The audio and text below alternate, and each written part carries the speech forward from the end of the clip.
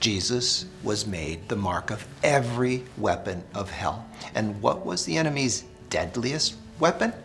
Questioning his identity and tempting him to give up his identity. Satan attacked the very identity of the Son of God. Just like he did with Daniel the prophet in Babylon. Just as he does with you and me today. Remember how the Babylonians tried to change Daniel's name, which means God is my judge, to Belteshazzar, which means the Babylonian god Bel protects his life. Daniel knew that his life was not protected by Bel, so although the Babylonians called him Belteshazzar, Daniel called himself Daniel.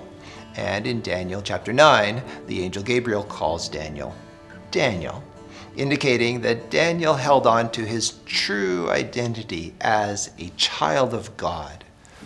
You can't control or become confused or worried by what other people call you. What matters is what God calls you, because that is your true identity. When Jesus was weak and emaciated from hunger, worn and haggard with mental agony after 40 days of eating no food, Satan questioned his true identity by tempting him, "If you are the Son of God, tell these stones to become bread." Jesus could have easily turned stones into bread, but he knew who he was, and he made up his mind to only take orders from his Father, who gave him his identity as the Son of God. 40 days earlier at his baptism, Jesus heard a voice from heaven proclaim, "This is my Son, whom I love. With him I am well pleased."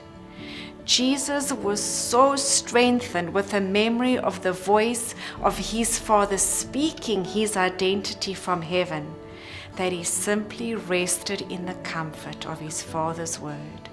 And he defended himself with quoting the Bible.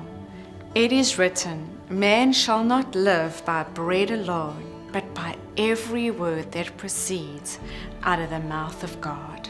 The truth is that voice which spoke to Jesus when he was baptized says the very same thing to you and to every believing soul.